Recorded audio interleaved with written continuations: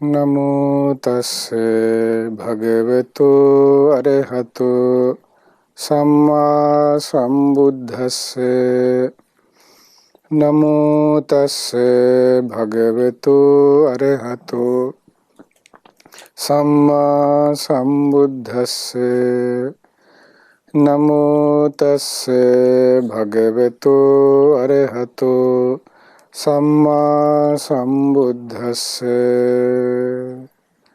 ඒ භාග්‍යවත් වූ අරහත් වූ සම්මා සම්බුදුරජාණන් වහන්සේට අපගේ නමස්කාරය වේවා. සාදු සාදු සාදු. අපට මේ උතුම් ධර්මය කියා දෙන ගුරු දේවෝත්තම කල්යාණ මිත්‍ර පින්වත් ලොකු ස්වාමීන් වහන්සේට ඔබ අප සියලු දෙනාගේම නමස්කාරය වේවා. සාදු සාදු සාදු. ශ්‍රද්ධාවන්ත පින්වත්නි, ඡන්ද චිත්ත විරිය විමර්ශා යන මේ 이르දිපාදයන් දියුණු කර ගැනීම පිණිස උපකාර වන්නා වූ කරුණු කාරණාවන් පිළිබඳව අප මුලින්ම සාකච්ඡා කළා. එතකොට එහිදී අපට බාධා පිණිස පවතිනා වූ කාරණාවන්, ඒ තමයි ඔබට මතක ඇති අතිලීන ඡන්දය විදිහට අපි කතා කරා. අතිලීන වීරිය, අතිලීන චිත්තය, අතිලීන විමර්ශනය. ඒක කියන්නේ අතිලීනී කියලා පොදුවේ. ඒ කියන්නේ සිතෙහි සැඟවීමකට යනෝදී. සිත සැඟවීමට කියලා එතනදී විස්තර වුණේ කුසීතය කියන එක. එතකොට කුසීතේ නැගී සිටින්න උපකාර වුණේ මොකක්ද? විරිය ආරම්භය. ඒ කරුණු කාරණා විස්තරව අපි හරි ලස්සනට කතා කළා.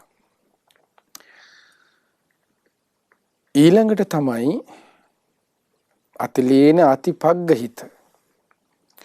දැඩිවගත් වීරියට නොයා. ඒ කියන්නේ අතිපග්ගහිත ඡන්දය, අතිපග්ගහිත වීරිය, අතිපග්ගහිත චිත්ත, අතිපග්ගහිත විමර්ශනය කියන කරුණු වලට යා නොදී. එතකොට එහෙම ගියොත් කුමක්ද වෙන්නේ? ඔබට මතක ඇති අපි සාකච්ඡා කළා 이르දිපාද සංයුක්තයේ 이르දිපාද විභංග සූත්‍රයේ සංයුත්ත නිකාය 5 වෙනි පොත් වහන්සේගේ දෙවෙනි කොටසේ විස්තර වෙන්නේ. මතක ඇති ඔබට ඒ කරුණු. එතකොට එහිදීම භාග්‍යතුන් වහන්සේ දේශනා කළේ කුමක්ද? ඒ තමයි එහිදී සිත උද්ධච්චයට තමයි යන්නේ. එතකොට ඒ නන්න දමනය කරගන්න කුමක්ද කර යුතු ආකාර පිළිබඳව අපි සාකච්ඡා කළා. ඒ වගේම මතක ඇති ඇතුළත හැකිලුණ කියන එක. අජ්ජත්තං සංකිට්ඨ. ඒ සිත අජ්ජත්තං සංකිට්ඨ ඡන්දය. අන්න ඡන්දය ඇතුළතට හැකිලුණා. අද්ධච්ඡං සංකිට්ඨ වීරිය. වීරිය ඇතුළතට හැකිලුණා. අජ්ජත්තං සංකිට්ඨ චිත්තය. අදිෂ්ඨානය ඇතුළත හැකිලුණා. අජ්ජත් සංකිට්ඨ විමර්ශා. ඇතුළත හැකිලුණු විමර්ශනයට යා නොදී යන්න පවත්ව ගන්න ඕනේ කියන එක. ඒතර ඇතුළත හැකිලුණා කියලා කියන්නේ තීනේ සහ මිද්දයට සිත ගියා කියන එක. ඒතර එහිදී තීන මිද්දෙන් සිත ගලව ගන්න හැටි හරි ලස්සනට අපි මතක ඇති ඔබට පචලායන සූත්‍රය මුල් කරගෙන මේක සාකච්ඡා කළේ. කලින් වැඩසටහන් වල තියෙනවා. මේ වැඩසටහන් මාලා. එතකොට ඒ වගේම තමයි ඊළඟ කරුණ බහිද්ධා වික්කිත. බාහිරට විසිරුණු ඡන්දය, බාහිරට විසිරුණු වීරිය, බාහිරට විසිරුණු චිත්තය, බාහිරට විසිරුණු විමර්ශනය ඒට යා නොදී අන්න සිත දමනය කරගන්න ඕන. ඒතර බාහිරට විසිරුණා කියලා පොදුවේ ගත්තේ කුමක්ද? එතනදී භාග්‍යතුන් විස්තර කරේ කාමයට සිත ගියා කියන එක. පංචකාම අරමුණු වලට. එතකොට ඔබට මතකද අපි කාමයේ ගැන ලස්සනට සාකච්ඡා කළා නිබ්බේධික සූත්‍රය, ඊට පස්සේ කාමයේ ආදීනව සිතනට අලගද්ද උපම සූත්‍රය, පෝතලීය සූත්‍රය ආදී විස්තර කරමින් අනු මතක ඇති ඒ කරුණු. එතකොට ඒ කරුණු මුල් කර ගනිමින් ඒ කරුණු වලට අනුව සිත දමනය කරගෙන ඒ වගේම තමයි පච්චාපුර සංඥාව කියන එක. පසුපෙර සංඥාව. ඒ තමයි ඔබට එහිදී විස්තර ඇති උදෑසන යම්සේද දහවලෙසෙමයි පහස්වරු යම්සේද රාත්‍රියේසේ මේ විදිහට යටිකය යම්සේද උඩුකය ලෙසේ උඩුකය යම්සේද යටිකය ලෙසේ ඔන්න ඔය විදිහට මතක ඇති.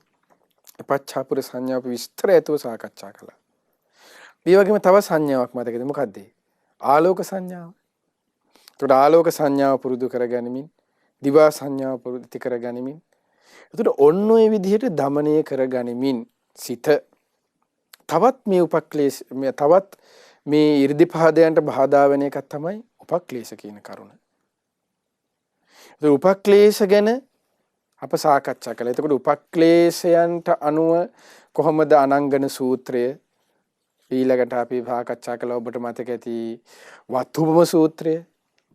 මේ උපක්ලේශ එකින් එක ලස්සනට විග්‍රහ කරලා තියෙන පුද්ගලානුබද්ධව යන හැටි, පුද්ගලයන්ගේ ස්වභාවය අනුව මේ සිතේ පවතින ප්‍රඥප්තියට අනුව මොකක්ද මේ පොත් වහන්සේ අභිධර්මයේ තිබුණේ පුද්ගල පඤ්ඤාති පොත් වහන්සේ. ඒතර එහිදී විස්තර කළා. ඔබට මතක ඇති ඒ කරුණු කාරණාවන්. ඒ වගේම මේකට තව පොඩි කොටසක් සම්බන්ධ කරලා අප මේ කොහොමද දැන් ඔය කරුණ මුල් කරගෙන ඒවට සිත යානොදී සිත දමනීය කරගනිමින් දැන් උන්නේ 이르දිපාදෙන් දැන් උන්න විමර්ශ භාවනා කරන හැටි කතා කරමු. ඊට ඊට කලින් චූටි කොටසක් කියන්නම්. දැන් අපි උපක්ලේශ ගැන කතා කරන්නේ මේ උපක්ලේශයන්ගේ සම්පූර්ණව ප්‍රහාණය වෙන තැන. ඒ කියන්නේ නිරුද්ධම වෙලා යන ආකාරය කියන්නේ. දැන් උපක්ලේශ බොහෝමයක් අතන් අභිජ්ජා, විසම ලෝභෝ, තම්බ, සාරම්භ, ව්‍යාපාද, කෝධ, උපනාහ, මක්ඛ ඔය විදිහට පලාස, ඊච්ඡා, මච්චරිය, මායා, සාඨේය මතක ඇති ඔය විදිහට විස්තර කළා. එතකොට එහිදී අභිජ්ජා විසම ලෝභය. අභිජ්ජා විසම ලෝභය කියලා කියන්නේ තමා අන්සතු දේ තමා සතු කරගන්නත් තමා සතු දේ දෙඩිව අල්ලගෙන තියාගන්න තිබෙන ආසාවට කිව්වා අභිජ්ජා විසම ලෝභය කියලා. ඒ වගේම තම්බ, සාරම්භ, තම්බය කියලා කිව්වේ දෙඩි බව. සාරම්භ කියලා කිව්වේ එකටක කරන ගතිය. ඒතර අන්නේ කරුණු ඔබට මතක ඇති ඒවා මාන, අතිමාන, මද ඒ සියල්ල ප්‍රහාණය. සාරම්භ කියලා කිව්වේ මේ තරඟට වැඩ කිරීම කියන එක. එතකොට ඔන්න අප මතකෙද දැන් අභිජ්ජා විසම ලෝභය, තම්බ, සාරම්භ, මානය කිව්වේ මොකද්ද? අහංකාරකම. එතකොට අතිමානය කියලා කිව්වේ අධික ලෙස අහංකාරකම. මදේ කියලා කිව්වේ මත් වෙලා ඉන්න එක. ඒතර මද තියෙනවනේ ඔබට මතක ඇති ඒ කරුණුනේ. ජීවිත මදයෙන් මත්ලා ඉන්නවා, ආරෝග්‍ය මදයෙන් මත්ලා ඉන්නවා. ඒතර අන්නේ මදේ තියෙන කොමක්ද? ප්‍රමාදයේ පිණිසයි. එතකොට ජීවිත මදයෙන් මත්ලා ඉන්න කෙනාගේ තියෙන ඒ ජීවිත මදේ මත් වෙන්නේ ඇයියා? එයා මරණය ගැන සිහි කරන්නේ නැති නිසා. එතකොට මැරෙන්නේ කියලා එයා මත්ලා ඉන්නවා. අන්න ඒ නිසා ඒකට කියන ජීවිත මදය කියලා. එතකොට මේ මත්වීම නිසා මොකද වෙන්නේ? ප්‍රමාදයට යනවා. ප්‍රමාදය කිව්වේ මොකද්ද? තව තේරුම් ගත්තොත් සරලව කුසල් කරන්න යමු වෙන්නේ. පින්දහම් කරන්න යමු වෙන්නේ. මැරෙන්නේ කියලා නේ හිතන්නේ. තව මැරෙන්න කල් තියෙනවා. තව අපි තරුණයි. තව පිස්සුද. තව අන්න ඔය වගේ අන්නේ ජීවිත මදය. ඊළඟ ආරෝග්‍ය මදය ඊළඟ එක. මදය කියලා කියන්නේ මත්වීම කියන එක. කසිප්පු බීල මත් වෙන එකක් ගැන නෙමෙයි මේ කියන්නේ. මේ සිතුවිලිත් එක්ක තියෙන මත්වීමක් ගැන මේ කතා කරන්නේ. හොඳයි. එතකොට මේ ඒ මදය කියලා දැන් ආරෝග්‍ය මදය කියලා කියන්නේ එයා හිතන්නේ ලෙඩ වෙන කෙනෙක් කියලා. එතකොට එයින් එයා මත් වෙලා ඉන්නවා. එතකොට අන්න ආරෝග්‍ය මදය. ඊළඟට තමයි තව මතක ඇති ඔබට මතක ඇති ජීවිත මදේ, ආරෝග්‍ය මදේ, යෞවන මදේ. යෞවන මදේ කියලා කියන්නේ එයා වයසට යන්නේ කියලා තමයි එයා හිතාගෙන ඉන්නේ. තාම තරුණයි. තාම එහෙමමයි. අපි වයසට යන්නේ එහෙම හිතාගෙන ඉන්නවා.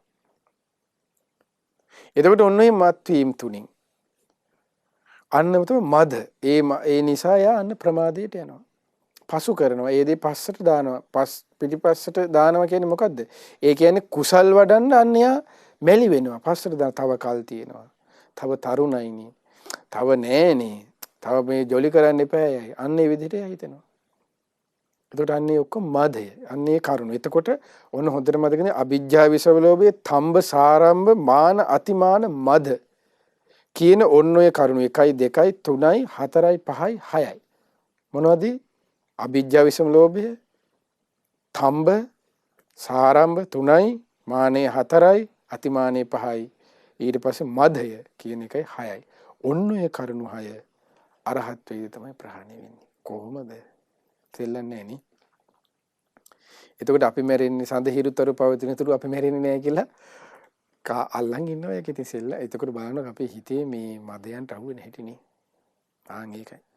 ඊළඟට ඔන්න උපක්ලේශයන් ඊළඟ ටික මොකද්ද? ව්‍යාපාද, ක්‍රෝධ, උපනාහ, පමාද. 4යි. එතකොට මේ 4 ඔන්න බලන්න ව්‍යාපාද, ක්‍රෝධ, උපනාහ, පමාද. ව්‍යාපාදයේ දන්නවා, ක්‍රෝධය කියන එක දන්නවා, උපනාහය කියන බද්ධ වෛරය, ප්‍රමාද කියන ප්‍රමාද වීම. ඒ 4 ප්‍රහාණය වෙන්නේ අනාගාමී වුණාම. එයි මෙතනදී ව්‍යාපාදයේ, ක්‍රෝධය, බද්ධ වෛරය, උපනාහකයේ බද්ධ වෛරය ඒ 4ම ද්වේෂයත් එක්ක සම්බන්ධ. ඒතර ද්වේෂය කියන එක සම්පූර්ණ ප්‍රහාණය වෙන්නේ අනාගාමී මට්ටමේදීනේ. ප්‍රමාදයේ අනාගාමී මට්ටමට දාලා තියෙන්නේ. එතකොට අනාගාමී වෙන කෙනාට ප්‍රමාදයේ ප්‍රහාණය වෙච්ච ගමන්ම ඔහු ඊළඟට කුසලයේ අරහත් මාර්ගයෙන් ඊට පස්සේ තියෙන අරහත් වෙපේ නිසා අන්න අප්‍රමාදී වෙනවා කොහොමත් ඊළඟට. ඒ වගේම තමයි ඊළඟ එක මක්ඛ කිව්වේ මොකද්ද? ගුණමක බව. පලාස ඊට පස්සේ ඉස්සා මච්චරිය මායා සාටේය. සාටේය කිව්වේ කෛරාටිකම, මායා කිව්වේ මායාව, ඉච්ඡා කිව්වේ ඊර්ෂ්‍යාව, මච්චරිය කිව්වේ මසුරු බව, මක්ඛ කිව්වේ ගුණමක බව කියන කරුණ. පලාස කියලා කිව්වේ එකට එක කරන වගේ ස්වභාවය. එතකොට අන්නේ කරුණු 6 සෝතාපට්ටි මාර්ගයෙන් තමයි ප්‍රහාණය වෙන්නේ. සෝවාන් වෙනකොට ඒ කියන්නේ සෝවාන් ශ්‍රාවකයෙකු සතු බලන්න මක්ක ගුණමකන්නේ යා. එතකොට එහෙනම් සෝවාන් වෙන්න ඕන නම් සද්ධානුසාරී ධම්මානුසාරී මට්ටමේ ගුණමක නැති ස්වභාවය පුරුදු කරන්න ඕන. මක්ක පලාස එකට එක කරන ගතිය. ඊට ඊර්ෂියාව, මසුරුකම, මායාව, සාට. එතකොට බලන්න මායාව කියන එක සෝවාන් වෙනකොටම ගැලවිලා. සෝවාන් මාර්ගයෙන් ප්‍රහාණය වෙයි.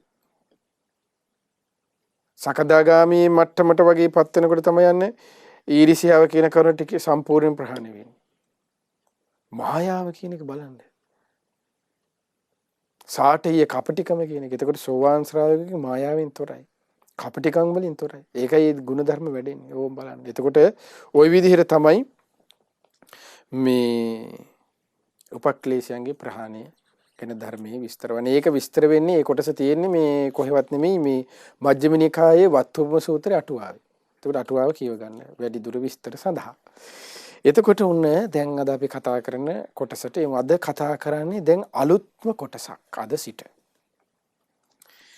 ඒ තමයි දැන් දන්නවා අතිලීන අතිපග්ගහිත, ඊට පස්සේ බහිද්දා වික්කිත, ඊට පස්සේ අජ්ජත් සංකිත. ඒ කරුණු ගැන දන්නවා. ඒ කරුණු වලින් සිත দমনය කරගන්නේ කොහොමද දන්නවා. ඊට පස්සේ පච්චාපුර සංඥාව ගැන දන්නවා. ආලෝක සංඥාදී ඇති කරගන්නේ කොහොමද කියන දන්නවා. උපක්ලේශ දන්නවා. උපක්ලේශයෙන් සිත බැහැර කරගන්නේ කොහොමද? මේ සීල කරුණු දන්නවා. දැන් ආන්නේ කරුණු සියල්ල උපයෝගී කරගෙන දැන් ඔන්න භාවනා කරමු. ඔන්න දැන් තමයි ඊර්දිපාද වඩන්න ඔන්න පටන් ගන්න. let's start. ඒක දැන් ඔන්න දැන් තමයි start එක. ඔන්න පටන් ගමු. let's start. ඔන්න කොහොමද දැන් වෙන්නේ? දැන් තමයි ඔන්න ආරම්භය. දැන් ඔය කරුණ වලට අනුව දැන් මේ වෙනකොට එයා හොඳට ඔන්න කාමී ආදීනව සිහි කරනවා. ද්වේෂී ආදීනව ආදී සිහි කරනවා. ඊට පස්සේ තීන මිද්දෙන් බැරිනව ගන්න සක්මන් කරමින් ආදීන් ඔන්න හිත දැන් යම් මට්ටමකට দমনය කරගෙන. දැන් මේ වෙන විට ඒ ශ්‍රාවකින් වහන්සේ සමහර වෙලාවට දැන් ඒ කරන භාවනාව කුමක් හෝ වේවා සතිපට්ඨානය දනවන් අපි ගත්තොත් එහෙම සමත භාවනාව හෝ වේවා විදර්ශනා භාවනාව කුමන හෝ භාවනාවක ඒ තමයි දැන් ඒ අපි ගමුකෝ දැන් ඔන්න උදාහරණයක් විදිහට අසුභ භාවනාව දැන් පුරුදු කරනවා දැන් ඉර්ධිපාදයන්ට අදාළම භාවනාවනේ සතිපට්ඨානයත් එක්ක සම්බන්ධ වෙන්නේ අසුභ භාවනාවත් එක්කනේ ඉර්ධිපාදයන් ඇයි අසුභ භාවනාව ගැන සඳහන් වුණ පච්චාපුර සංඥාවේදී සතර සතිපට්ඨානයේදී කායානුපස්සන අසුභ භාවනා කතා වෙනවා. එතකොට මේ අවස්ථාව අපි හිතමුකෝ දැන් අසුභ භාවනාව මුල් කරගමුකෝ. ඔන්න දැන් අර විදියට ආදීන විනී කරමින් සක්මණින් ඒ පචලායන සූත්‍රණු සී කරමින් කාමයන්ගේ ආදීන මෙනෙහි කරමින් මේ කුසීතේට යනෝදී විරිය ආරම්භ වත්ස වලට අනුව කටයුතු කරන ඔන්න පච්චාපුර සංඥාවෙන් ආලෝක සංඥා ආදී මනාකොට කෙමෙන් කෙමෙන් පුරුදු කරගනිමින් දැන් ශ්‍රාවකින්වස ඔන්න අසුභය වඩනවා. දැන් කොහොමද? කේසාලෝමා නකා දන්තා චතෝ මන්සන්නහාරු අට්ටි මිජ කේස්ය ලොම්නිය පොතුයේ දත්ති සමයේ මස්ය නහර වැල්ලේ ඔන්න ඔය විදිහට සමත කොටස මතකදනේ අපි පච්චාපුර සංඥාවේදී විස්තර කළා ඒ කරුණු ඔක්කොම විස්තර.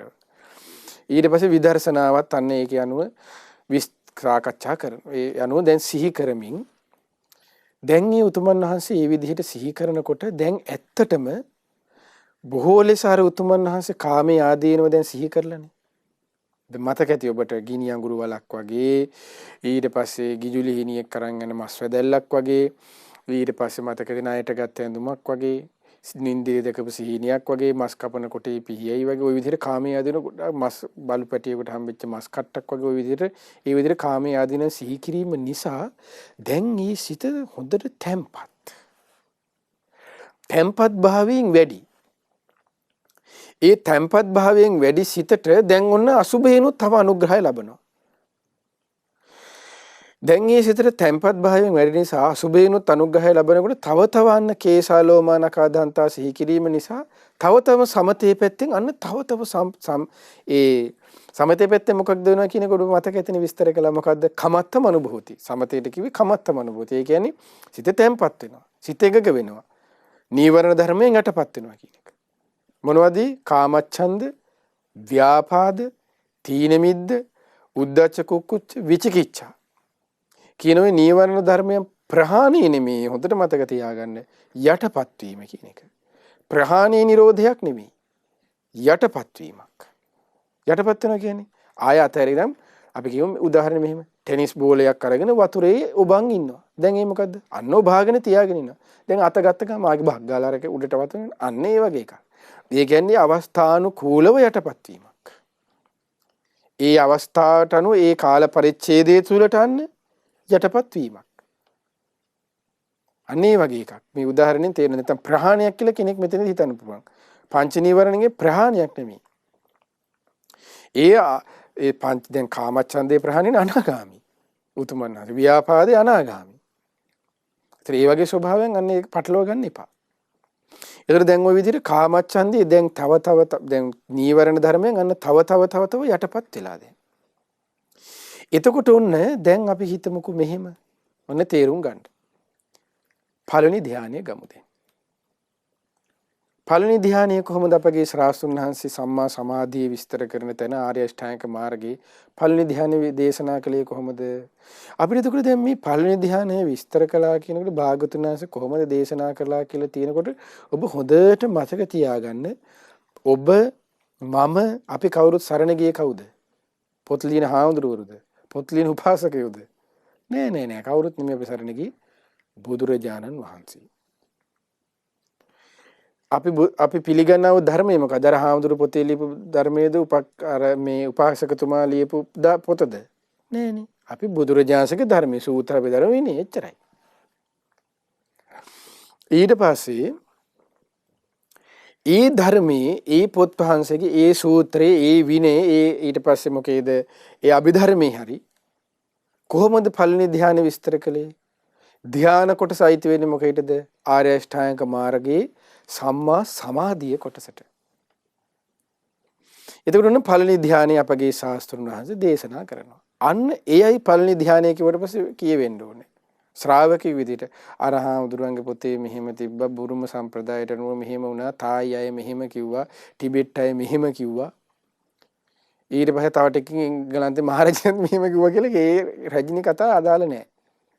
බුදුරජාණන් සරණ ගියේ බුදුරජාණන් විතරයි.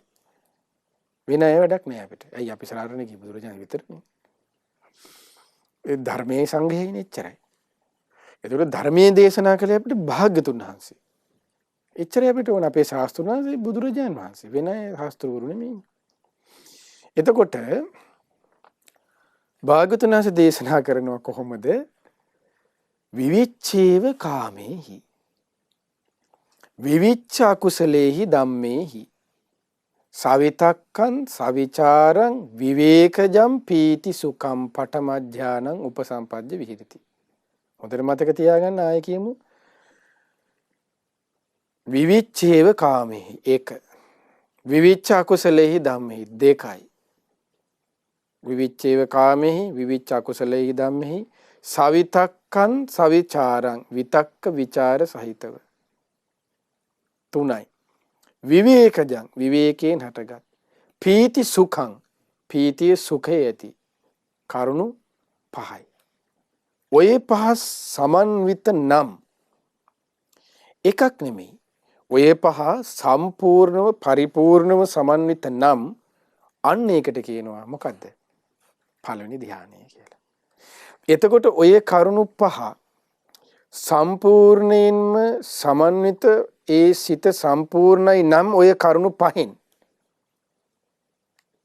සමන්විත ඒ චිත්තය ඔය කරුණු පහෙන් සමන්විත වූ පුද්ගලයෙකු සිටිනවා නම් ඒ කුමන පුද්ගලයා? අන්න යාට කියන පළවෙනි ධ්‍යානලාභී කෙනා කියලා. එතකොට අර කරුණු පහක් කිව්වනේ. විවිච්ඡේව කාමේ කාමයන්ගෙන් වෙන්ව. විවිච්ඡ අකුසලෙහි ධම්මේ අකුසල ධර්මයන්ගෙන් වෙන්ව. විතක්ක විචාර සහිත විවේකයෙන් හටගත් ප්‍රීති සුඛය ඇති. ප්‍රීතිය සහ සුඛය ඇති කරුණු පහ තියෙනවා. ඔය කරුණු පහේ දැන් 1 2 3 4 5 කියලා ඔය කරුණු පහට කියනවා ධ්‍යාන අංග. පඨම ධ්‍යාන අංග. එතකොට පඨම ධ්‍යානයේ ඇතිවීම පිණිස උපකාර වන අංග. එතකොට ඔය අංගයන් උපකාර වීමේට ඔය අංගයන් පහ වැඩෙන්න අන්න ඒ සිතට කියනවා සමාධිමත් සිත කියලා. ධ්‍යාන සිත නෙමෙයි ඒ සිතට කියන්නේ මොන සිතද? සමාධිමත් සිත. ඒ සිතට තමයි කියන්නේ අන්න කුමක්ද? දැන් මෙතනදී විස්තර කළේ දැන් සමාධිමත් සිත කියන කරුණේදී විස්තර කරන්නේ සමාහිත වූ සිත කියලා කියන්නේ තව වචනයකින්. සමාහිත වෙලා ඒ සිත. ඒ සිත තැම්පත් වෙලා. එතකොට ඒ සිත සමාහිත වෙලා තැම්පත් වෙලා තියෙන්නේ මොකකින්ද? කාමයන්ගෙන් වෙන්වීම නිසා. ඒ සිත සමාහිත වෙලා ඒ සිත තැම්පත්. විවිච්ඡේව කාමේහි කාමයන්ගෙන් වෙන්වීමෙන් අන්නේ සිත තැම්පත්. එතකොට ඒ සිතන්න යම් සමාධිමත් සිතක්. ඊට පස්සේ විවිච්ඡ අකුසලේහි ධම්මේ. දැන් කාමයන්ගෙන් වෙන්වීම. එන් සමාහිත වෙන්නේ මොකද? කොහි වෙලා කොහොමද? ඇයි? භාගතුන් වහන්සේ දැන් 이르දිපාදයන්ගේ විස්තර කරනකොට බහිද්ධා වික්කිට බාහිරට විසිරුණු සිත. බාහිරට ඡන්දේ විසිරුණා. බාහිරට විමර්ශනේ විසිරුණා. බාහිරට අන්න චිත්තේ විසිරුණා. බාහිරට වීරිය විසිරුණා කියලා කිව්වේ කොහොමද? කාමයන්ට හිත ගියා කියලානේ. එතකොට මේ ඡන්දේ චිත්තේ විරිය විමර්ශනය බාහිරට විසිරීමට යා නොදී කාමයන් නොදී රැකගත්තේ මොකෙන් දන්න? උපකාරුණේ මොනව සිහි කිරීමෙන්ද? කාමයාදීනව සිහි කිරීමෙන්. එතකොට ඒ විදිහට සිහි කිරීමෙන් යන නිසා සිහි කරපු නිසා අන්න ඒ සිත අන්න කාමයන්ගෙන් වෙන් වෙන පැත්තකට ගිහිල්ලා ඒ සිත සමාහිත වුණා. ධානයක් ලැබුණේ නැහැ. සමාහිත වුණා. සමාධිමත් බවට පත් වුණා. ඒ සිත එකඟ වුණා. එකඟ සිතක් දැන්. ධාන නෙමෙයි සමාහිත කියලා කියන්නේ එකඟ සිතක්. කාමයන්ගෙන් වෙන්වීම නිසා ඒ සිත අන්න දැන් එකඟයි. මොන තේරුම් ගන්න. එතකොට ඒ හේතු ඒ වගේම තවත් ඒ සිත අන්න දැන් එතකොට අන්න ඒ සිතේ තියෙන මොකද්ද? ඡන්දේ නම් මුළුනේ අන්න ඡන්ද සමාධි. වීරිය නම් මුළුනේ විරිය සමාධිය. දැන් ඇති වෙලා.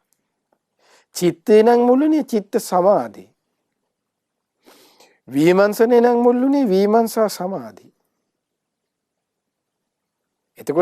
එතකොට දැන් මේ සඳහන් කරන්නේ බලවත් චිත්ත සමාධියක් ගැන නෙමෙයි.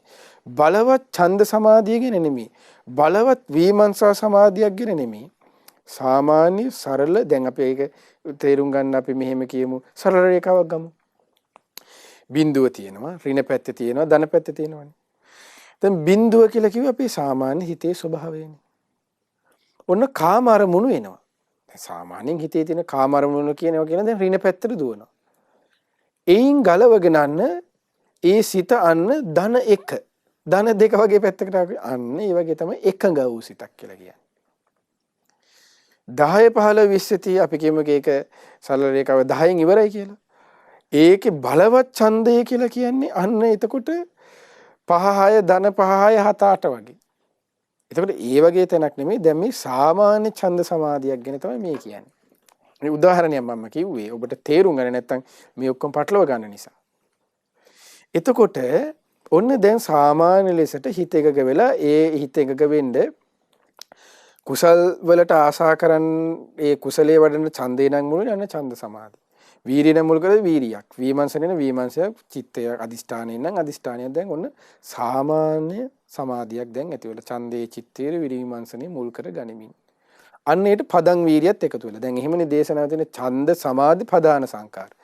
චිත්ත සමාධි ප්‍රදාන සංකාර. විමර්ශා සමාධි ප්‍රදාන සංකාර. බටක් ඇති අපි ඒව කතා කළා කලින්. එතකොට ওই විදිහට දැන් ඔන්න කාමයෙන් වෙන් වෙලා. විවිච්ඡේව කාමෙහි විවිච්ඡ අකුසලේහි ධම්මේ. අකුසල් දහම් කියේ මොකද්ද? ඒතර මේ නිකලස් වෙලාද දැන් එහෙනම්. අකුසලයෙන් ගැලවෙන්නේ එතකොට නිකලස් වීමෙන්නේ සම්පූර්ණයෙන් ප්‍රහාණය වෙන්නේ. මෙතනදී හොඳට මතක තියාගන්න. අකුසලයන් සම්පූර්ණයෙන් ප්‍රහාණය නෙමෙයි. රාගයේ සම්පූර්ණයෙන් ප්‍රහාණය වෙලා නෙමෙයි. ද්වේෂයේ සම්පූර්ණයෙන් ප්‍රහාණය වෙලා නෙමෙයි. මෙතන අකුසල් කියලා භාගතුනස දේශනා කරන්නේ පංච නීවරණයන්ට. කාම ඡන්දය, ව්‍යාපාදය, තීන මිද්දය, උද්ධච්ච කුක්කුච්චය, විචිකිච්ඡා කියන මේ නීවරණ ධර්මයන් අන්න යටපත් වෙලා දැන්. අන්න ඒක තමයි විවිච්ඡේව කාමේ විවිච්ඡ අකුසලේහි ධම්මේහි කියලා කිව්වේ. එතකොට විවිච්ඡ අකුසලේහි ධම්මේහි කිව්වේ කාමච්ඡන්දේ යටපත් වෙලා. කාමච්ඡන්දේ දැන් කොහොමත් මෙතනදී යටපත් වෙනවා. විවිච්ඡ කාමේහි වෙනකොට කාමයන්ගේ ආදීන සීකර කර නිසා අනිත්‍ය දුක්ඛ අනාත්ම වශයෙන් සීකර නිසාම එතකොට කාමයේ යටපත් වෙනකොටම කාමච්ඡන්දේ කියන්නේ කොහොමත් යටපත් වෙලා. ඊට පස්සේ ව්‍යාපාදය. හිතට ද්වේෂයේ තරහ එන්නේ නැති වෙන්න පන්න ඒකට සිහි කරන්න උපකාර වෙන දෙයක් තමයි මේ හරි ලස්සන දේශනාවක් තියෙන අපි ඒක ඉස්සරහට කතා කරමු මේ ඉස්සරහ මේ කරුණු වලදීම අපි අදට මේ ටික තේරුම් අරගෙන ඒ ව්‍යාපාදය යටපත් කරන හැටි ඉස්සරහට කතා කරමු. ඒ තමයි ද්වේදා විතක්ක සූත්‍රය සහ විතක්ක සංඨාන කියලා සූත්‍ර දෙකක් තියෙනවා. මජ්ක්‍ධිම නිකාය. මේ අද කියන්නේ ඔබට ඒ දෙක ඔබ කියවලා තිබ්බොත් හෙට අපි කතා කරන ඊළඟ දවසක කතා කරන වැඩසටහනක ඔබට ලේසි වෙන නිසා. ඔන්න බලා ගන්න. මොකද්ද? විතක්ක සංඨාන සූත්‍රය, ද්වේදා විතක්ක සූත්‍රය. එතකොට එහිදී වෙන්නේ මේ හිතේ ඇති වෙන විතර්ක දමනය කරන ආකාරයක්. එතකොට ව්‍යාපාදේදී අන්න ඒ විදිහට ඒ ද්වේෂ සහගත විතරක් මෛත්‍රියෙන් හෝ අපි කියමු මෛත්‍රී භාවනාවෙන් හෝ කරුණා භාවනාවෙන් හෝ ඒ සතර මොනවද ඒවට කියන්නේ මෙත්තා කරුණා මුදිතා උපේක්ඛා කියන ඒ භාවනා සතරෙන් කුමකින් හෝ අන්න දැන් ඔහු ඒ මෛත්‍රී මුල් කරගෙන දැන් ව්‍යාපාද යටපත් කරලා විවිච්ඡේව කාමෙහි විවිච්ඡ අකුසලෙහි ධම්මෙහි වෙන කාමච්ඡන්ද ව්‍යාපාද තීන මිද්ද ඊළඟ එක තීන මිද්දේ කොහොමත් යටපත් වෙන්න උපකාර වෙනව ඇයි මතක ඇති ඔබට ඒට කිව්ව මොකක් කියලාද ඇතුළත හැකිලුණ අජ්ජත් සංකිට්ත ඡන්දේ අන්න ඡන්දේ අජ්ජත් සංකිට්තයට ගියා. වීරිය අජ්ජත් සංකිට්තයට ඇතුළත හැකිලුණා. අන්න වීමංසනේ අජ්ජත් සංකිත. එසේ යා නොදී අජ්ජත් සංකිත ඇතුළත හැකිලුණා කියේ මොකද්ද? තීනේස සහ තීන මිද්දේ ටික අලසකමට එහෙම ගියා කියලා කිව්වේ. අන්නේන් ගැලවෙන්න අපි කතා කරේ මොකද්ද? පචලයන සූත්‍රය එහෙම සක්මන මූණ සෝද ගන්න එක සජ්ජායනාව ධර්මයේ නෝනින් විමසන එක ධර්මක මතක tie කොටස්. අන්න ඒව පුරුදු කරලා තිබෙන නිසා අන්න දැන් සිත තීන මිද්දේට එන ස්වභාවය දැන් සිතේ අඩුයි. ඒ තීන මිද්දෙන් අන්න ඒ සිත දැන් යටපත් වෙලා. කොහොමද මේ කලින් කරුණු මෙතෙන්ට සම්බන්ධ වෙලා වැඩෙන හැටි? ඒකයි මේ එකින් එකට සම්බන්ධයි කියලා කියන්නේ. දැන් ඔබ මේ ටික මතක් කරගන්න ඕනේ ඉතින්. හොඳට මතක තියාගන්න ඕනේ. එතකොට ඔන්න ඔය විදිහට. එතකොට ඔන්න ඔය කරුණු ටික දැන් ඔන්න මතක තියාගන්න. කාමච්ඡන්ද, ව්‍යාපාද, තීන මිද්ද, උද්ධච්ච කුක්කුච්ච කියන නීවරණ ධර්මයන් පහ මොකේද අයිති වෙන්නේ? විවිච්ඡේව කාම විවිච්ඡ අකුසලෙහි දම අකුසලයේ ධර්මයන් කියන කොටසට. එතකොට දැන් ඔන්න කාමච්ඡන්ද, ව්‍යාපාද, තීන මිද්ද, උද්ධච්ච කුක්කුච්ච. පසුතැවීමටත් විසිරීමටත්. අන්න විසිරීමට හිත යන්නේ මොකෙන්ද මතක ඇති? අතිපග්ග හිතය. අන්න බලන්න. අපි ওই කරුණු ටික ඉස්සරහට තව සාකච්ඡා කරමු. එතකොට අතිපග්ග හිතේට සිත ගියා කියේ මොකෙන්ද? දැඩිවගත් වීරියනුයි අන්න විසිරෙන්න ගන්නේ. අතිපග්ග හිත ඡන්දය දැඩිවගත් වීරිය නිසා අන්න ඡන්දේ විසිරිලා. ඊට පස්සේ දැඩිවගත් වීරිය නිසා අන්න වීරියෙන් යම් කුසල් දහම් වැඩිවීමක් ගත්තද ඒක අන්න විසිරිලා. මතක ඇති අපි ඉස්සර කතා කළා. දැඩිවගත් වීරිය අතිපග්ග හිතේ නිසා අන්න ඒ ඡන්දේ චිත්ත විමර්ශන යන්නේ විසිරිලා. ඒ චිත්තය යන්නේ විසිරිලා. ඒට යා නොදී අතිපග්ග හිතේට යා නොදී යන්න මතක ඇති. ඒද দমনය කරගෙන යන සිත. ඒකට කාමච්ඡන්ද, ව්‍යාපාද, තීන මිද්ද, උද්ධච්ච කුක්කුච්ච, විචිකිච්ඡා. විචිකිච්ඡාවෙන් ගැලවෙන හැටි අපි කොහෙවත් කලින් කතා කරේ නැහැ. දැන් එහෙනම් කොහොමද විචිකිච්ඡාවෙන් ගැලවෙන්නේ? එතකොට මෙයා විචිකිච්ඡාවෙන් ගැලවිලා නැත්තම් කොහොමද දැන් මෙතනදී යාට ධ්‍යාන වැඩෙන්නේ? අපි ඇත්තටම විචිකිච්ඡාවෙන් ගැලවෙන හැටි කතා කළා. ඒ කොතනද? ඔබට මතකද 이르දිපාදයන් වැඩිමත් සමග අපි වෙනම මාර්තුකාවක් ඉන්ද්‍රිය ධර්ම ගැන කතා කළා. ශ්‍රද්ධා, විරිය, සති, සමාධි, ප්‍රඥා කියන ඉන්ද්‍රිය ධර්මයන් වැඩිම ගැන. එතකොට එහිදී ශ්‍රද්ධා ඉන්ද්‍රියේදී අන්න ප්‍රඥාවෙන් නුවණින් යුක්තව තේරුම් ගන්නා විට අන්න ඔහුගේ වැඩින්නේ ඊට පස්සේ ශ්‍රද්ධා ඉන්ද්‍රියයි. ඒ ශ්‍රද්ධා ඉන්ද්‍රිය තමයි අන්න බුදුරජාණන් වහන්සේ ගැන ධර්මයේ ගැන සංඝයා ගැන සද්ධාති තථාගතස්ස බෝධි භාගතුන් වහන්සේගේ අන්න අවබෝධය සම්පූර්ණයෙන් පිළිගන්න මට්ටමට ඒ සිතපත් වෙන බුදුරජාණන්සේ අරහං සම්මා සම්බුද්දයි විද්‍යාචරණ සම්පන්නයි සුගතයි ලෝකවිදු අනුත්තර පුරිස ධම්මසාරති සත්තාදේව මනුසානම් බුද්ධ භගවා කියන ඔය දැක්ම ඒ ශ්‍රාවකින් වහන්සේ සතුව දැන් තියෙනවා. සැක කරන්නේ මේදී. අයි ඔහුගේ දැන් හිත සමාධිමත් වෙන්න පහදින්නේම බුදුරජාන්සේට. ඇයි? තමන් නොසිතපු නොයද්දකපු කලින් දමනයකට යා නොගිය දෙයක් තමයි දැන් තමාට තමා තුළින්ම ප්‍රත්‍යක්ෂ වෙන්න මේ පටන් ගන්නෙ. දැන් බත්කා දැන් හිතන්නකො වෙනම ඒක සරලව තේරුම් ගන්න මේකට ඇත්ත මේ උපමාව සසඳන්න බෑ. ඒක තේරුම් ගන්න මම මේ කියන්නේ. ඒ කියන්නේ අපි අලුතෙන් කාපු නැති කෑමක් ගැන අපිට කෙනෙක් කියනවා. කිව්වට පස්සේ අපි මේ කෑම එක හොයාගෙන ගිහිල්ලා අපිම ඒකේ රස විඳිනවා. එතකොට අපිට දැනෙන ෆීලිං එක හිතන්නකො ෂා කියලා හිතපු ගාම අපිට මතක් වෙනවා අර මිනිස්සයා කීප එක ඇත්තනේ කියලා. අර මිනිස්සයා කියලා මතක් වෙනව නේද? අපිට මෙහෙම කෑම එක ගැන අන්න ඒ වගේ තමයි. එයාට තමා නොවැදගු ධර්මයන් අත්දකින්නකොට ඔහුට මතක් වෙන්නේ තම ශාස්ත්‍රුන් වහන්සේ. අන්න ශ්‍රද්ධාව කියේ විචිකිච්ඡාව එතකොට නෑ යාගේ. සැක කරන්නේ නෑ ඒක තමා තුලින් අත්දකින්න නිසා. ඒකයි ඔබට මතකද ධම්මෝ භාග්‍යතුන් ධර්මයේ හැසිරෙයිද? හිතම ශාස්ත්‍රුන් වහන්සේ දකී කිව්වේ ඒකයි. ධර්මයේ හැසිරෙන්න ඔහු දකින්නේම ශාස්ත්‍රුන් වහන්සේ මයි අරහං සම්මා සම්බුද්ධයි විද්‍යාචරණ සම්පන්නයි සුගතයි ලෝක විදුයි කියලා ඒතුමන් ඒ උත්තමයන් වහන්සේ ශාස්ත්‍රුන් වහන්සේම දකිනවා. අපි ඔගේ කටපාඩම් සිස්ටම් එකකින් ශාස්ත්‍රුන් වහන්සේ දකින්න එකක් නෙමෙයි ධර්ම ප්‍රත්‍යක්ෂය කියලා කියන්නේ. අපි දැන් කටපාඩම් සිස්ටම් එකකිනේ මාගේ ස්වාමී බුදුරජාණන් රාගදේශ මොහ දුරු කළසේක නොයනසේක නොකෙටසේක සිස්ටම් එක පාඩම් කළා බුදුගුණ නමේම පාඩම් කරලා දැන් ওই විදිහට අපි හිතනවා දැන් සද්ධාවන්තයි කියලා. අපේ සිස්ටම් එකක් නෙමෙයි. ඒ බුදුගුණ මානසිකාරයක් ඒකට කියන්නේ. ඒකට කියන්නේ අනුස්සතියක්. ඒ ශ්‍රද්ධාවක් නෙමෙයි. අනුස්සතිය සිහි කිරීමක්. ඒකට අනුස්සති කියලා කියන්නේ සිහි කරනවා කියන එක. දැන් සිහි කරන්නේ දැන් අපි කෑම ගැන සිහි කරනවා. එතකොට කෑම සිහි කරනවා අනුස්සතියක් ඒක. කෑම ගැන සිහි කර ඉන්නවා. මරණය ගැන සිහි කරනවා මරණ අනුස්සති. නැවත නැවත සිහි කරනවා. එතකොට එහෙම මරණය ගැන සිහි කර නැවත නැවත සිහි කර හිටියා කියලා මරණයේ යථා ස්වභාවය අවබෝධ වෙලා මරණය කලකිරෙන්නේ නැහෙනේ. මරණය වෙන්නේ මෙහෙමයි කියලා ඒ මරණය ගැන සිහි කිරීම නිසා ඔහුට වීරියකුයි ඇති වෙන්නේ. එතකොට මරණය මැරෙනවා අනේ මම මැරෙනවා මොකක් හරි එකක මැරෙනවා හිත හිටිය කියලා හසර දුකින් එයාට මේ මාර්ගඵලපත් වෙන්නේ ඒ සිහි කිරීම ඒ අනුස්සතියන් එයාට උපකාරුනේ මාර්ගඵල අවබෝධයේ පිණිස වීරියක් ඇති කරගන්න.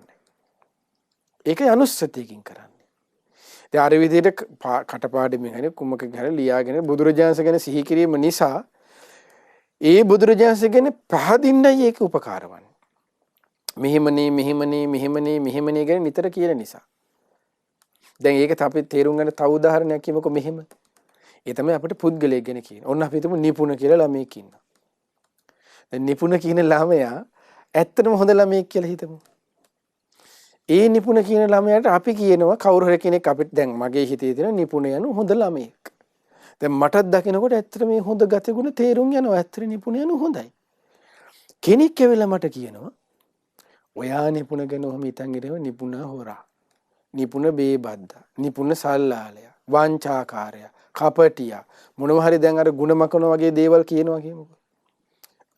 මම පළවෙනි දවසේ අහන් ඉඳලා මං හිතනවා අනේ මේ කියනවා පිස්සුනේ කියලා මම මේ යකාට පිස්සු කියලා මම හිතලා මම යනවා කියමුකෝ.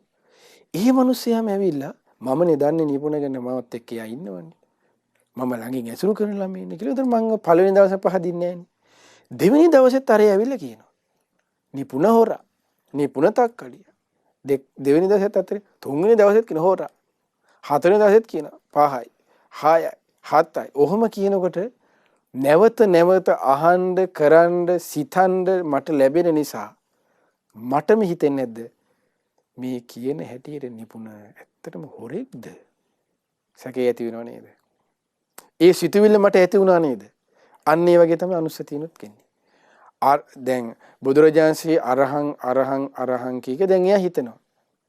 ඒ හිතන්න දැන් එයාට පළවෙනි දවසේ රාග දේශ මොහොදුලක ඒ සමහරට ගානක් නැහැ.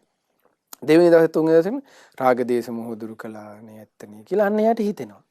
නමුත් ආයේ සිතුවිල්ල පොඩ්ඩක් එහෙම වෙච්ච ගමන් ආයේ රාග දේශ මොහ කතාව නැන්නේ තමන්ට ලාභ සත්කාරය කීර්ති ප්‍රශංසාව හම්බෙනකොට බයින් හැමෝම බැනලා අරින්නේ නැද්ද? එතකොට ආන්න ඒකයි සැබෑ ලෙස පැහැදීමක නොයි අවබෝධ ඥාණයෙන් ඇති වෙන එකයි අනුස්සතිය එකයි තියෙන වෙනස. දැන් සංඝානුස්සතිය පිටවනවා කියලා හිතමු. සංඝයා සුපටිපන්නයි කියලා හිතන හාමුදුරු කරන පළවෙනි දවසේ ගානක් නැහැ. දිගටම සුපටිපන්නයි උජුපටිපන්නයි කියලා හිතනකොට අන්න පොඩි හාමුදුරුවොත් එක්ක ඇත්තටම පොඩි හාමුදුරුවන් ගැන පැහැදීමක් ඇති වෙන හාමුදුරුවෝ ගැන. ඔන්න ඔහම ඉන්නකොට මොකද වෙන්නේ? හාමුදුරුවෝ දවසක බයිනවා. එතකොට අර සුපටිපන්නෝ එක තියෙයිද මතක් වෙයිද? අන්න මතක් වෙන්නේ නැහැ. එතකොට ආන්න ඒකද අනුස්සතියෙන් කරන්නේ අර අල්ලගෙන ඉන්න උපකාරයක් වෙන්නේ. අවබෝධයක් නෙමෙයි. අනුස්සතියෙන් කරන්නේ අල්ලන් ඉන්න උපකාර වෙන එකක්.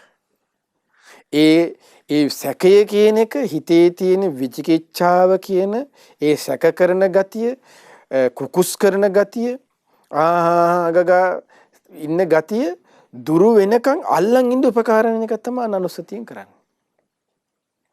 ඒ දුරු වුණාට පස්සේ ආයෙත් බුදුරජාණන්සේ ඔය අරහං කියලා හිතපන් කියලා හිතන්න දෙන්නේ. ਉਹ ප්‍රත්‍යක්ෂයි. අන්න ප්‍රත්‍යක්ෂ භාවය කියන්නේ ඒකයි. සංඝයා සුපටිපන්නයි කියලා හිතන්න දෙයක් නෑ යාට. ඒක උඩ ප්‍රත්‍යක්ෂයි. ධර්මයේ ස්වාඛාතයි සම්දිට්ඨිකයි අකාලිකයි කියලා හිතනවා තමසේ කියලා කියන්න දෙයක් නෑ. ප්‍රත්‍යක්ෂයි උඩ. අන්න ඒකයි අවබෝධය කියන්නේ. අනුස්සතියෙන් කරන්නේ එතකොට අවබෝධය කරා යන්න අල්ලගෙන ඉන්න යාට තල්ලුවක් දෙන යාට පොඩි පුෂ් එකක් දෙනවා. යන්න ආයෙ පල්ලහැට යන ආයෙ තල්ලුව දෙනවා. ආයෙ පල්ලහැට යන ආයෙ තල්ලුව දෙනවා. ඇයි ඒ ශ්‍රද්ධාව කිව්වේ කොයි වගේද? දෙආකාරයිනේ. ආකාරවතී සද්ධාවත් මොකද ඊට පස්සේ මුලක් නැති ශ්‍රද්ධාවට මොකද්ද කිව්වේ? මේ ඒ සෙලවෙනවා කිව්වනේ භාගතුන් වහන්සේ. එතකොට ඒ නොසෙල්ලෙන ප්‍රසාදය ඇති කර ගන්න අන්න උපකාර වෙන්නේ මේ ඒ විදිහට අනුස්සති උපකාරයක් තියෙනවා. අනුස්සතියෙන්ම නෙමෙයි. අන්න ඒක හොඳට තේරුම් ගන්න. ඒකයි මේ තේරුම් කරගන්න. අනුස්සතියෙන්ම නෙමෙයි. ඔහුට අන්න ඔහුගේ ශ්‍රද්ධාව අචලා සුප්පතිට්ඨිතා මනාකොට පිහිටන්ඩ අචලා නොසෙල් වෙන ලෙස ඊට පස්සේ සුප්පතිට්ඨිතා මනාකොට පිහිටන්ඩ උපකාර වුණේ ඒකාන්ත 100%ක්ම අනුස්සතිය නෙමෙයි. අනුස්සතියෙන් යම් අනුග්‍රහයකුත් ලැබෙනවා. ඊට පස්සේ තමාගේ නුවණින් විමසීම ඒ කියන්නේ එතන ඇත්තම ගත්තොත් විදර්ශනා පැත්ත. අනිත්‍ය දුක්ඛ අනාත්මේ වැටහීමකුත් අන්න අවබෝධයකුත් ඒ කොටස් දෙකම උපකාර වෙනවා. ඒ කොටස් දෙකෙන්ම තමයි ඔහු අන්න උපකාරයේ තුලින් ඒ කොටස් දෙකේම තල්ලුවේ තමයි අන්න ඒ කෙනා ආකාරවතී නොසෙල්ලෙන පැහැදීමක් කරා යන්නේ. එතකොට අන්න ඒ විදිහට දැන් ඒ විදිහට සිහි කිරීම නිසා ඒක දැන් මේ භාවනාවන් වලට මුලින් කියන දැන් මේ භාවනාවන් පුරුදු වෙනකොට අන්න බුද්ධානුස්සතිය වඩන්න, ධම්මානුස්සතිය වඩන්න, සංඝානුස්සතියත් වඩන්න, මෛත්‍රියත් වඩන්න. ඒකල හැම භාවනාවක් පුරුදු කරන්න කියන්නේ ඒකයි. එතකොට මේ විදිහට ඔන්න තේරුම් ගන්න දැන් අපි මේ සාකච්ඡා ක්‍රමයේ ටික ටික භාවනාව වැඩෙන හැටි. එතකොට මේ ධානාංග සම්පූර්ණ. එතකොට තව අපිට දැන් ඉස්සරහට කතා කරමු. මේ ධාන වලට ඒ විදිහට පුරුදු කරගෙන යනකොට අනුලෝම පටිලෝම වශයෙන් ඊට පස්සේ ওই විදිහට ධානත් ඒ සමාධිත් ওই විදිහට පුරුදු කරගෙන යන ආකාර තියෙනවා මූලිකව 12ක්. එතකොට මේ 12 ආකාරයට හිත දමනය කරගෙන එතනම 100,000 වාරයක් ඒක හිතන්න ඕනේ. ඒ වගේ පුරුදු ඒ ආකාරය ගැන අපි ඉස්සරහට කතා කරමු. ඉතින් මේ විදිහට අපටත් සිත දමනය කරගනිමින් ගෞතම බුදුසුනේ මේ ධ්‍යාන සමාධිය ඇති කරගනිමින් සමාධි ධ්‍යාන ඇති කරගනිමින් මේ ඉරිදිපාදයන් ඡන්දේ චිත්තේ විරිවිමංසනේ බලවත් ලෙස බලවත් ඡන්දය බලවත් චිත්තේ බලවත් වීරිය බලවත් විමංසනය ඇති කරගෙන මේ සතර ඉරිදිපාද දියුණු කරගන්න ඔබ අප හැම දිනාටම වාසනාව සැලසේවා. හැම දිනාටම තෙරුවන් සරණයි.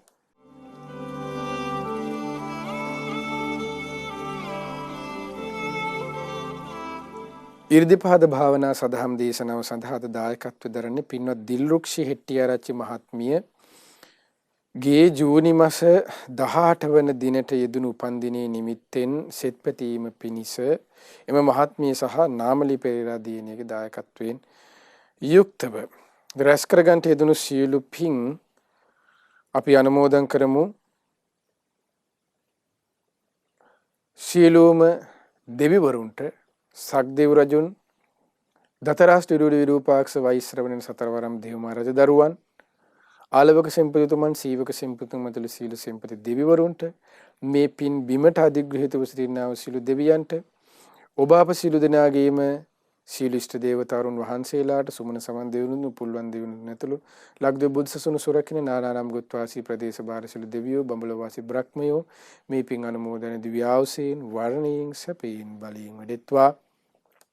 ශ්‍රද්ධා සීල ශ්‍රුත ත්‍යාග ප්‍රඥා යන සීක බල ධර්මයෙන් වැඩිත්වා පිණින් සතුරුණු සිළු දෙවියන්ගේ දිව්‍ය රැකවරණේ ආරක්ෂා උදව්පකාර ඔබ අප සියලු දෙනාටම දායකත්වයේ දරන දිල්රුක් ශෙට්ටිආරච්චි මහත්මිය ඒ වගේම නාමලී පෙරේරා දියණිය ඇතුළු ඒ පවුලේ හැම දෙනාටමත් සිළු ආරක්ෂාව රැකවරණ සලසා දෙත්වා දෙවියෝද බ්‍රහ්මයෝද මේ පින් අනුමෝදන්ව ගෞතම බුදු සසුනේ චතුරාර්ය සත්‍ය ධර්මයේම අවබෝධ කරත්වා.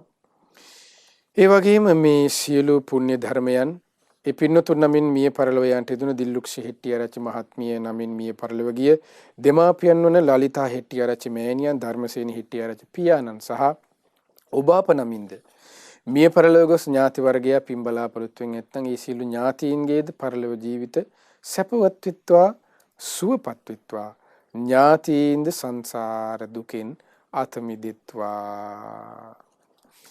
ඒ වගේම මේ සියලු පුණ්‍ය ධර්මයන් දායකත්වයේ දරූ ජූනි මාස 18 වෙනි දිනට ජන්මදිනයේ යෙදුණු දිල්රුක්ෂී හෙට්ටිආරච්චි මහත්මියට ඒ වගේම එම මහත්මියගේ දියණිය වන නාමලී පෙරේරා දියණියට ඒ පවුලේ සියලු දෙනාටමත් මේ පින් අනුමෝදන්ව ඒ වගේම උදව්පකාර කළ සීතා නැන්දාට රංජිත් මාමාට නාලනී නැන්දාටත් මේ පින් අනුමෝදන් වෙත්වා. අනුමෝදනේ හැම දිනමත් නිදුක් වෙත්වා නිරෝගී වෙත්වා සුවපත් වෙත්වා සුවපත් වෙත්වා සුවපත් වෙත්වා චිරජීවනයේ දීර්ඝායු සම්පත සීල ආරක්ෂාව රැකවරණේ පින්නත් හැම දිනාටම සැලසෙත්වා. ඒ පින්නතුන් කරන කියන සිතන පතන සිළු ධර්මයේ කිතුම් පැතුම් රැකී ආරක්ෂා වෙලෙලඳාම් දූදරුවන්ගේ අධ්‍යාපන කටයුතු ආදී නැත්නම් හැම දෙයක්ම සාර්ථක වෙත්වා.